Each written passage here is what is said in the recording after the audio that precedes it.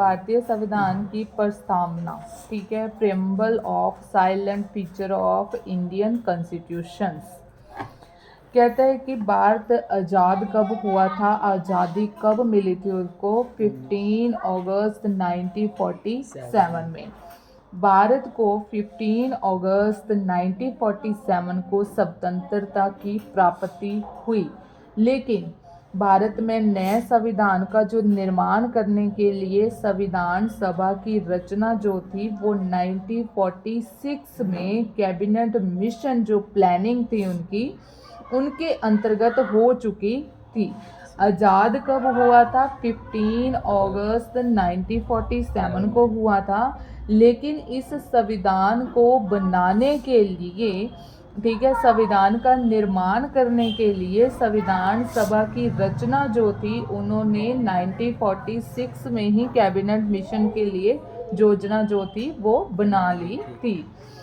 कहते स्वतंत्रता प्राप्ति के बाद, आफ्टर इंडिपेंडेंस डे, कहता है उसके बाद जो संविधान सभा थी उसको भारत की संसद के रूप में भी स्थापित कर दिया गया था।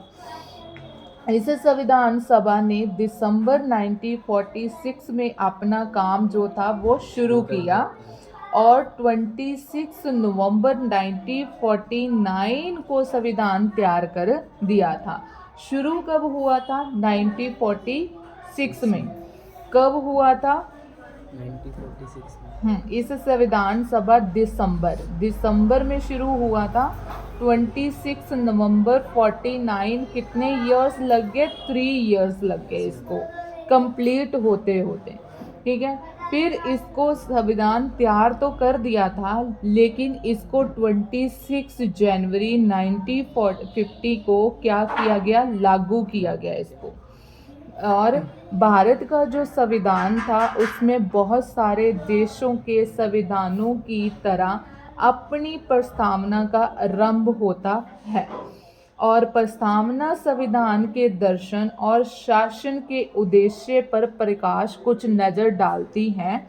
और बेशक कानूनी दृष्टि जो है, कानून की नज़र से जो प्रस्तावना को संविधान का अंग नहीं माना जाता, जिस संविधान को किसका अंग नहीं माना जाता, प्रस्तावना को संविधान का अंग, ठीक है, नहीं माना जाता, परंतु ये जो संविधान है इसका एक महत्वपूर्ण पार्ट जो होता है जो कि जनता है, महत्वपूर्ण इम्पोर्टेंट पार्ट है जो वो जनता है।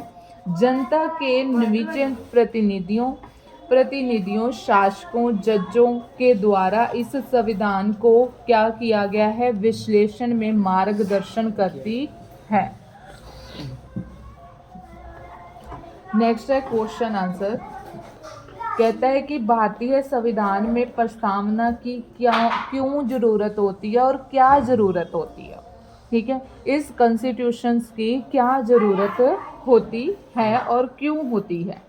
कहते हैं संविधान की प्रस्तावना की आवश्यकता जो है, भारत के संविधान का आरंभ जो है वो प्रस्तावना से ही होता है और भी कई देशों के संविधानों में प्रस्तावनाएं होती हैं।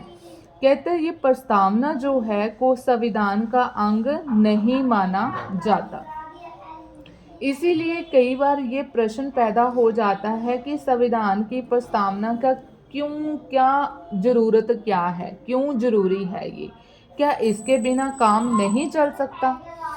कहते हैं आज संविधान के लिए प्रस्तावना का होना जरूरी माना जाता है क्योंकि प्रस्तावना संविधान का भाग नहीं है। बेशक वो कहता है कि प्रस्तावना जो है वो संविधान का भाग नहीं है, परंतु ये बड़ा महत्वपूर्ण है, महत्वपूर्ण पवित्र लेख माना जाता है जिससे संविधान के लक्ष्य और उसके आधारभूत सिद्धांतों का वर्णन होता है।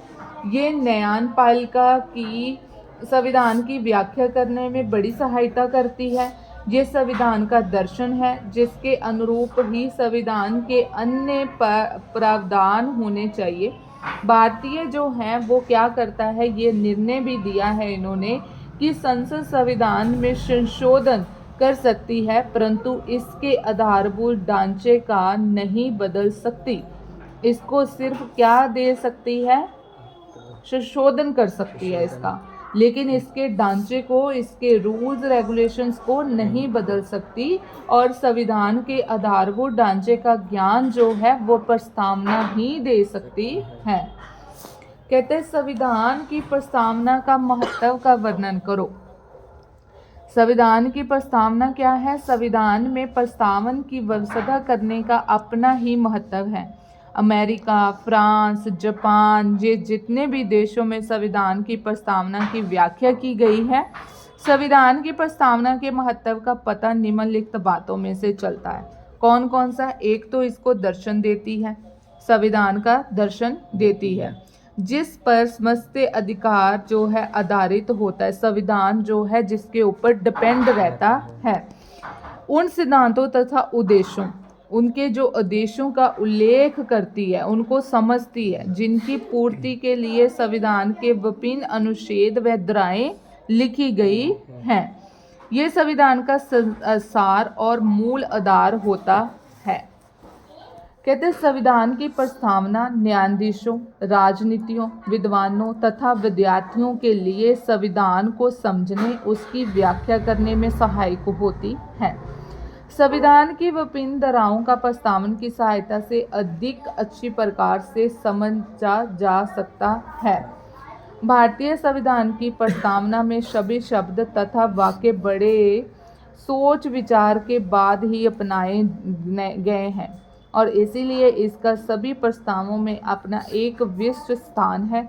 ये भारतीय लोगों की भावनाओं, आवश्यकताओं और आशाओं की पूर्ण रूप से अभिव्यक्त करती है, लोगों को समझती है, लोगों के आशाओं, जितनी उनकी आशाएं हैं, हम जो हैं इंडियन कॉन्स्टिट्यूशंस जो हैं उसकी क्या करते हैं, सभी की आशाओं भावनाओं को लोगों की भारतीय ही समझती है। भारतीय लोगों की भावनाओं, आवश्यकताओं और आशाओं को पूर्ण रूप से जे अभिव्यक्त करती है।